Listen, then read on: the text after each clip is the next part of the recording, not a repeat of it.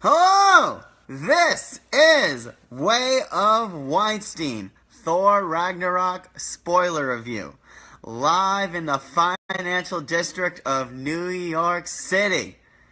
Okay, so, I love Thor Ragnarok. It is fantastic. Again, this is a spoiler review. If you don't want to know any plot points, want to keep your ears fresh, keep your eyes unseen of what happens in an epic Marvel movie, save this for later. I'm going to post it to my YouTube channel. That's Way of Weinstein. All you got to do is type in Way of Weinstein on YouTube and watch it for later. Again, spoilers, spoilers, spoilers. So I don't want to say, and spoilers is in the title, and I have the red light siren emojis. So I don't want anyone saying, you ruined the movie for me, you ruined the movie for me. I'm saying now, this is a spoiler review. If you haven't seen Thor Ragnarok, see it. It's fantastic. Okay. And 5, 4, 3, 2, 1. Alright, spoilers. Okay, so I love the movie. So, the way the movie starts with the Marvel credits like burning, and you see Thor in the cage, like upside down. Now, the way the trailers presented that, I thought that was him after being something with either captured by hell or something. But I love the way that they like orchestrated that.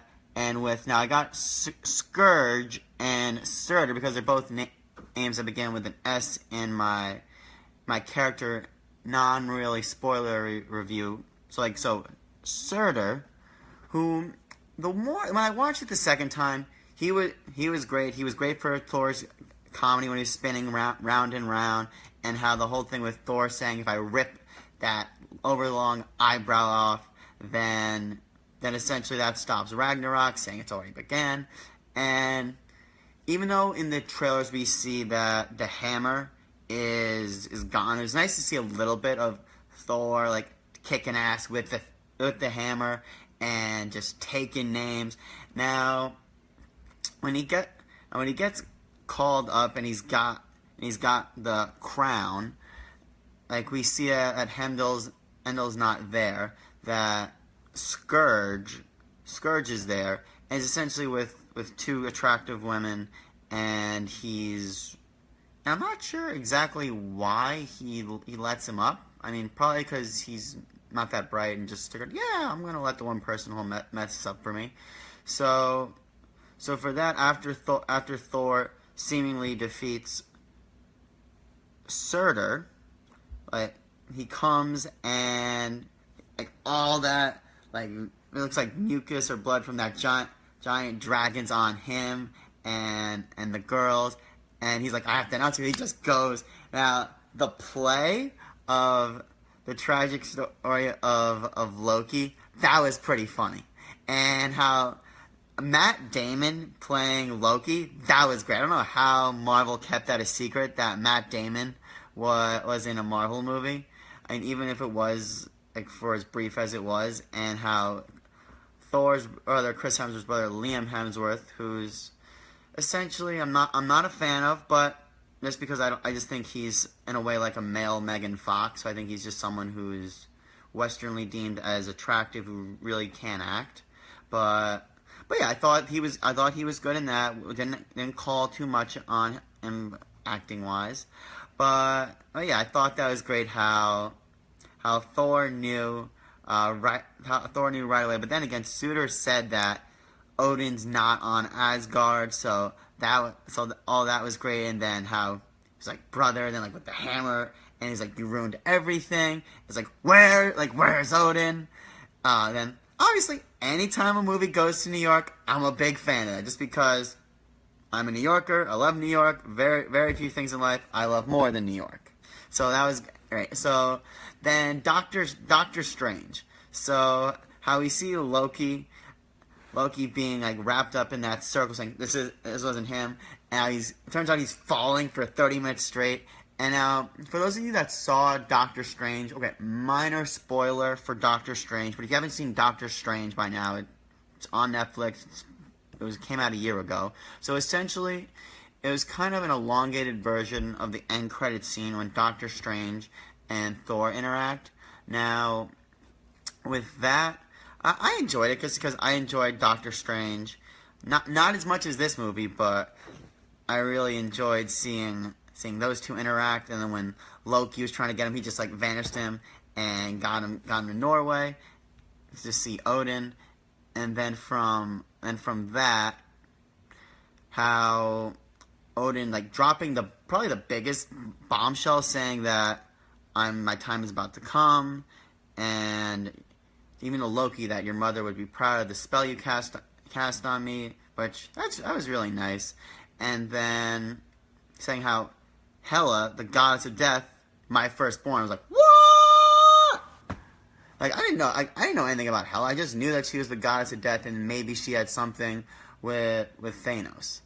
Now, granted, the fact that they're related and the firstborn, and it gets to it where she's like kneel and like not having any of that, and we just see her power right away when she just, how Loki says, destroys the hammer like it's a piece of glass. It's like that was pretty awesome. And then seeing now Loki being an idiot and only caring about himself here, when he's calling for Scourge to call him up. Odin just told you that she gets her power from Asgard and gets more powerful when she's there. So you're literally bringing her to Asgard. And now granted, you can make the argument, which since Asgard apparently is a people, not a place, I guess it's more important to get her off Earth. So I guess that actually worked out. But Loki was just saying, just get that crazy woman away from me, who's powerful as what? So from there, that leads us to how he ends up on Sakaar, the Grand Master's planet, and how Thor like fights with her a little bit, and then from that he ends up on it. Now to go to when Hela gets on Asgard, when she sees Scourge and the wards, she just makes quick waste of them like they were made out of tissue paper. So it was awesome, and I really enjoyed how whenever she went like this, like that would release her headgear. I thought that was really cool throughout the movie. And what can you say about Cate Blanchett? I mean, there's a reason this person is an Oscar winner. I said it with Spider-Man: Homecoming that it's never a bad idea to bring extremely talented people in these supervillains, whether it's Michael Keaton, whether it's Tom Hiddleston, if you even want to call him a villain, and Cate Blanchett may be the second best villain beside Loki. I mean, she was just fantastic and stole every scene she was in. When she got there, and then how she saw the royal guard, and then she literally just made quick waste of them, and then and Hogan is one good scene, like when he fought with her a little bit, but then when everyone was died, and then she just literally threw that huge sickle in him, and how we really learned that the relationship between her and Odin, that she was the firstborn, she feels wrong because her and Odin used to just shut him down, open up shop, pretty much everywhere, not just the 9 cosmos. So how she was referred to as the executioner, and how Odin covered it up with saying peace treaties and just overall, well, like just niceness of Thor, Loki, Frida, and she just saw like the blood of like her and Odin just taking names. So that was good. I mean, she had proper motives. I didn't think like, ha ha ha, I just want to wreck everything because I'm a bad guy or girl. So then now Sakaar. So when we see Thor on Sakaar, and like let's just say the Sakaar Ravagers, that's what I'm going to call those people, saying, are you food? Are you a fighter? And we see Tessa Thompson's Valkyrie. I loved her in Creed. She was fantastic in that movie. I think she's a great actress. I really thought she nailed every scene she was in this movie. And as soon as like when she sees like that, trying to get like her, it's almost kind of like, in a way, like a cut, like Transformers or Pacific Rim, how she is that ship, how it's just like laid waste to all of those, as I'm calling the Sakaar Ravagers, like waste to all of them, and then she misses one, and just to show that it wasn't just her machine doing all the work, she just takes them down, just throws them. What?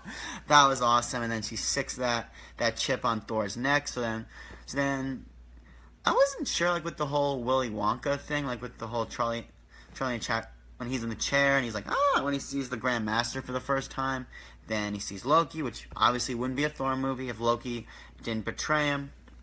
So then we see the whole meeting, and then the whole thing of now, part of me wishes that the whole Thor Hulk is the chamber could have been a surprise, but I don't see how it could have, but that would have been great.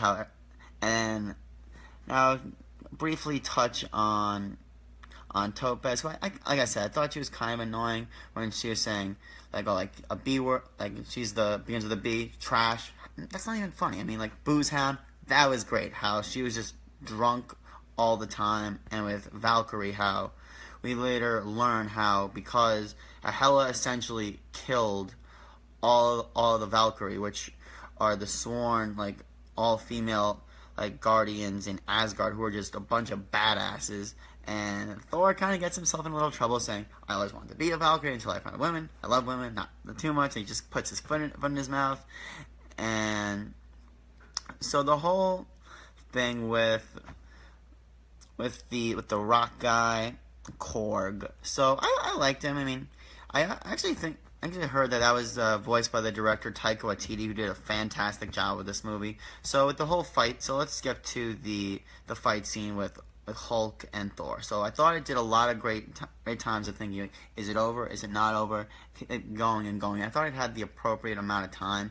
And realistically, how that was the first time Thor really used his lightning or thunder outside of the hammer, just seeing Odin saying, because how he says, like, you're not the god of hammers, you're the god of thunder. So that was great. And so trying, like, the sun's getting real low, how they didn't recognize each other. And when Hulk smashes him around identically to how he did to Loki in the Avengers, that was really funny. He's like, that's how it feels like. And when you think he's gonna win, and then you see the Grand Master put that button, press it on his neck, which is the whole reason why he says, like, I'll give anyone their freedom, because he's not going to give them, because it's all rigged. So then the whole back banter of Hulk and Thor saying, I prefer you to Banner, with his nice crib, Hulk in a hot tub, seeing him naked, and then the whole sparring of Hulk and Valkyrie. Hey, what's up? Hey, what's up, angry girl? And that I really enjoyed. Like, Hulk was fantastic in the movie. I mean, again, Mark Ruffalo, Academy Award nominated actor. I mean, you just add talent. Talent never fails. I mean, it can, but, like, it doesn't hurt to add talent in movies such as this. So how, and it was really cool seeing Valkyrie just drink all that and not really giving enough. And from there, talking about how I don't want to get in the middle of another family squabble. And now, essentially, she comes around. And then they finally get into the ship after he has the chip off his neck off, and then Hulk finally comes around to being Thor's friend again, but he's destroying the ship, the Quinjet, to get off, and the whole sequence of strongest Avenger and Point Break, which is what Iron Man called him in the Avengers. That was funny. And then how he just pressing a bunch of buttons, and then we finally see, like, the video from Age of Ultron of Black Widow essentially talking to Hulk, saying, I need you to come back, and then that got him back to being Banner, and then Banner saying, like, how long have I been? I've been here, Hulk, for 2 years. And then I really enjoyed them getting off the whole plan of Valkyrie helping them out, And then Loki, and the whole Loki Valkyrie fight scene, enjoyed that. And it was really cool how Loki showed Valkyrie the memory of the Valkyrie just dying in the sacrifice at Hela's hand, and that was cool. Just seeing now with the get help. I was looking for it. When did Thor track that button on Loki? So it had to be in there because it was on his back. So that was great. Saying, I know that you were going to betray me. You're predictable. Now, getting back to Asgard, that was pretty great as well. Just seeing now with Heimdall, like how and I haven't touched with him at all. Let's talk about him a little bit. So how he was in the cloak, he stole the sword just to make sure that Hela just couldn't destroy all the 9 realms at once. Now, that's what I was looking for in the second time. He was like making sure that everyone was safe and leading the Exodus. Now with Hela, how she reawakened all of her old army, got her big dog. Now, how she was saying that the Infinity Gauntlet they have is a fake, and with Odin, the rest of the things he had, like with the Tesseract, and that was cool. That was nice. Now with Thor being let's jump ahead to the battle scene of Thor and Hela. So that was a great battle scene. From that, I was saying that a wise king doesn't look for war, but he must always be expecting how she finishes it, and from that, how right before she says like how you were blind, then she takes his eye, whereas it's blood, which I'm surprised I didn't notice that in any of the trailers. I'm happy I didn't notice that. And yet it was with one eye to make him look like Odin more, how Odin lost his eye to the frost giant. Now from that, we see that Heimdall's leading the Exodus to get to the Bifrost. Then we see the dogs are there, and the rest of the undead of Hela's soldiers. Now from that, how it seems that she's got him on the ropes, and then we see another interaction of Thor and Odin with looks like probably a vision, but in the time that Thor was vision, now granted I don't know what time that was, but Hela could have easily just killed him. But I guess she didn't want to. I mean, she wanted to further embarrass him or beat him. But again, from that, the whole thing before Thor leaves, how he gives Valkyrie the old Valkyrie up, and she's switching into that, and then how you see the orgy sequence with all the lights and the confetti as she's getting off and fighting them. Now that was great as well, and how the dynamic between Hulk and Valkyrie, how I really know you, I know you, I know you, I know you. Yeah, because that was really funny as well. Thinking that at the Beast, that was kind of Hulk's one friend over the past 2 years, and saying that the whole I know you, that was great, and then seeing just Thor completely use all of his thunder after getting that pep talk from Odin. That was great. And now just knowing that they didn't have to beat Hela, that reminds me a lot of Spider-Man, the original Spider-Man 2, where it was Spider-Man against Doc Ock, where knowing that how Doc Ock just kind of said, just let me drown it into the river. That movie came out a while ago. That movie came out in 2002, so 15 years ago. And you haven't seen Spider-Man 2, the Sam Raimi edition. That was another fantastic superhero movie. So for that, how they realized that and Odin telling Thor, Asgard's a people, not a place. I get that, but at the same time, God knows how many years you've been there, and it seemed like there was probably, for a big a place as Asgard is, it seemed like there's a lot more people that went on that ship. But I don't know. But overall, when Thor comes up with the only plan to essentially put Surtur's crown in the eternal flame to make him, as he said in the beginning, that once that happens, I'm bigger than a mountain. So that was a really smart idea, just making sure everyone was on the ship and laying waste to Asgard, which was sad to see because Asgard was a nice place. And obviously they're home. I mean, you never want to see something like that. But hey, he made the tough decision that a king needed to make, and he made the smart decision. Now, when Surtur was laying waste to Asgard, and he was fighting Hela. Now, I'm not sure what happened to Hela. Is she alive? Is she dead? Now, granted, because it's Cate Blanchett, I'm guessing she's alive and she'll be in something else, because she was just too fantastic to only be as a one-time thing. I mean, God, this was, I feel like out of any Marvel between Cap, Iron Man, and Thor, this was the biggest improvement out of anyone from one movie to another, just because Thor: The Dark World is considered probably one of the least enjoyable Marvel movies. I still enjoy it because I enjoyed all the Marvel movies, but it just wasn't as good as it should have been. Like Malekith, that's probably one of the weakest Marvel Cinematic Universe villains.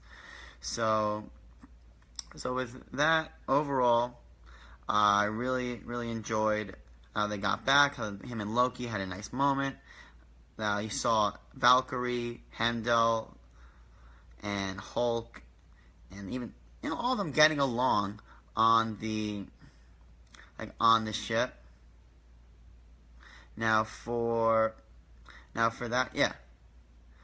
All right, Tyler. All right, I see. A friend of Weinstein, Tyler, trying to get to me. So overall, I really liked it. So the end credit scene. So the first end credit scene was it was not even that great, but it was some ship. It looked like a Jatari ship from Avengers that was. I was like hovering on it. I don't know what that means. And then the final end credit scene, I wasn't the biggest fan of that, but I stuck around for it again because it's still a Marvel Cinematic Universe end credit scene. But it was just the Grand Master talking about, hey, great revolution, and I played the part of being the person that you overthrew. So it's a tie. Okay, so now one thing I thought it'd be fun is that I have every Marvel Blu-ray of the entire Cinematic Universe. I'm just literally going to hold up and quickly say whether I thought it was better or not. So let's start from the beginning. So, first Iron Man. So, as you can tell, I love Iron Man. Iron Man's my favorite superhero. Because the way I view Iron Man is kind of like Larry David Seinfeld, how none of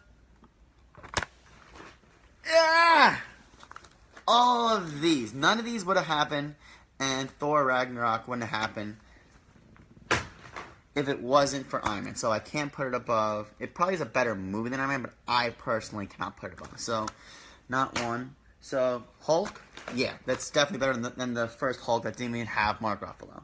Next, Iron Man 2. As much as I love Iron Man, it was definitely better than Iron Man 2. The first Thor. Yeah, I said by far it was the best Thor movie. So, duh. Okay. Next, Captain America, the First Avenger. Yeah. Avengers. No. Okay, so Avengers is literally my favorite movie of all time. I know. Say what you will, but the joy I got from Avengers is unparalleled to the joy I've gotten from any other movie in my life. It is my favorite movie.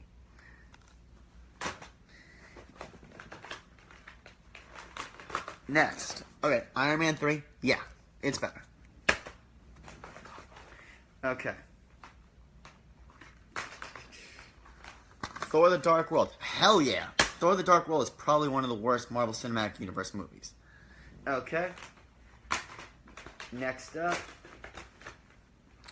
Ooh, this is a tough one. Winter Soldier. I'm gonna give... I'm going to give Winter Soldier a slight edge. And that's a huge compliment to Thor Ragnarok, because I loved Winter Soldier. Alright, Guardians of the Galaxy. This is one I thought about. So, the first Guardians of the Galaxy, I had a lot of fun, and there's a lot of similarities between this movie and Guardians of the Galaxy. But you know what? I'm going to give Ragnarok the edge. Alright. Next up, got the steelbook for this one. Avengers Age of Ultron. So, you know what? This is really tough, because do I get that Avengers Age of Ultron had problems? But, you know what? Thor, as of right now, I'm going to take Thor Ragnarok. Okay. Ant-Man. I loved Ant-Man. Love Paul Rudd. Real last name is Rudzinski. From Jersey. Fellow member of the tribe. I'm really looking forward to Ant-Man and the Wasp, but Ragnarok was awesome. Okay. Civil War, no.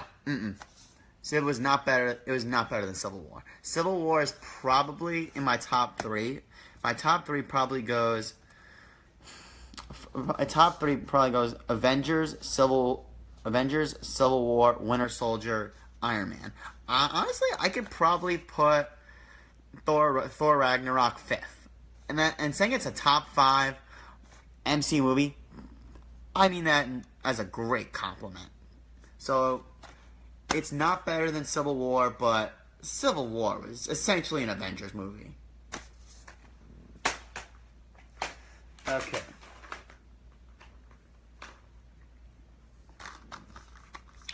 Doctor Strange. Okay, yeah. I really like Doctor Strange, but Doctor Strange, it just wasn't as good as Thor Ragnarok, which there's no shame in that. And also, since I heard a lot of people just tripped on whatever you want to fill in the blank before seeing Doctor Strange, and because kind of like that episode of Broad City where I felt like a lot of the stuff went over my head. Not that anything went over my head with Doctor Strange. I just feel that people said that it was like unreal while doing that.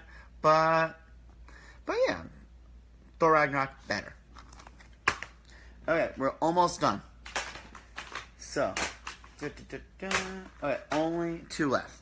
Guardians of the Galaxy Volume 2. Okay, so big disappointment from the first Guardians of the Galaxy, and since I thought that Ragnarok was better than the first Guardians of the Galaxy, obviously it was better than this. I didn't like the villain, and I thought it was all over the place. Thor Ragnarok, much better.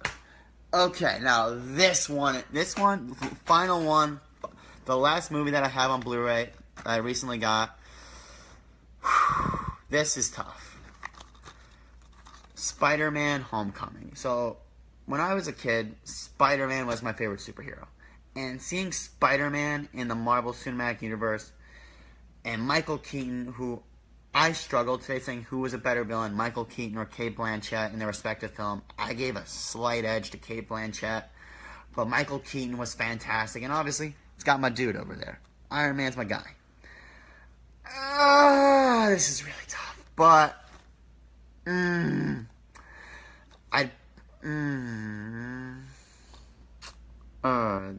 know what? I'm gonna give this I'm gonna give Thor Ragnarok the slightest edge of Spider-Man Homecoming. So that is essentially where I put Thor Ragnarok in Marvel Cinematic Universe. Again, this is probably my longest review because it's my first movie review, so if I was all over the place, I'm gonna get better as I review other big movies. So the next video that I'm going to do is, normally I don't do Saturday Night Live, but you know who is hosting Saturday Night Live tonight. It is the reason why I refer to the University of Maryland, ULD. Born July 2nd, 1947, in Brooklyn. The one, the only, Lawrence Jane David. So, I'm going to do a review of Curb Your Enthusiasm. Well, obviously that's coming on Sunday. And also before that, Larry David, Miley Cyrus, SNL. For those that are watching, thank you. For those that, again, If you like this, share it, write a comment, subscribe on YouTube to Way of Weinstein. Again, this is Thor Ragnarok Spoiler Reviews. Have a great rest of your day. Peace.